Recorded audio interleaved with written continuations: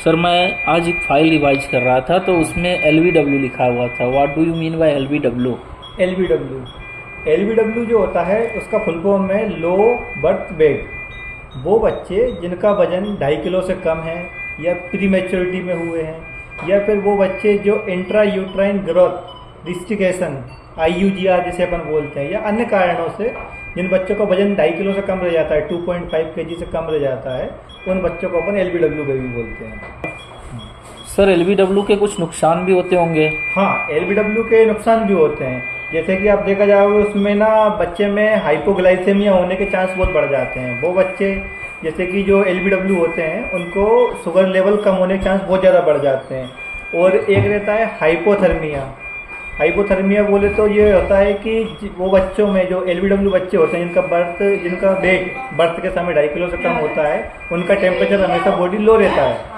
और एक तरह का नुकसान ये होता है कि उसमें न्यूरोलॉजिकल प्रॉब्लम होने के चांस बहुत ज़्यादा बढ़ जाते हैं, क्योंकि वो बच्चे मेंटली बहुत कमज़ोर होते हैं। जब बच्चे कमज़ोर होते हैं तो उनका न्यूरोलॉजिकली उनका ग्रोथ नहीं हो पाती है ठीक से। Sir can LBW affected baby? जो LBW बेबी होते हैं उनके बच्चों पे एक तो ग्रोथ पे असर पड़ता है सबसे ज़्यादा, है ना।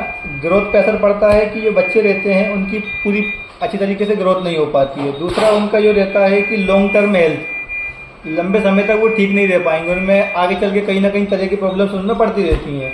इमोशनली डेवलपमेंट नहीं हो पाता उनका पूरी तरीके से, ये कारण होता है। और इसकी एक केयर भी होती है। LBW जो बेबी होते हैं उनकी अपन केयर NICU एक जिसको बोलते हैं, न्यूनेंटल इंसेंटिव केयर यूनिट, उसमें अपन उनकी केयर करते हैं। तो उसमें उसको कुछ थेरेपी दी जाती है।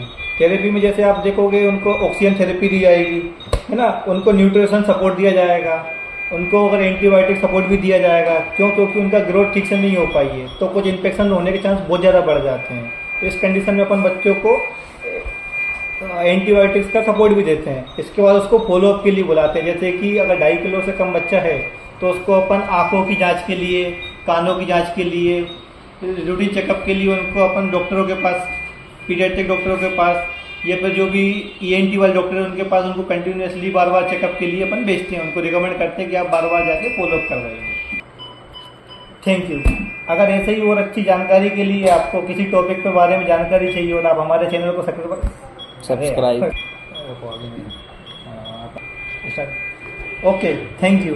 अगर आपको और भी कोई टॉपिक पे जानकारी चाहिए तो आप हमारे चैनल पे कमेंट भी कर सकते हैं, तो हम उसके बारे में आपको और अच्छी जानकारी दे पाएंगे आगे।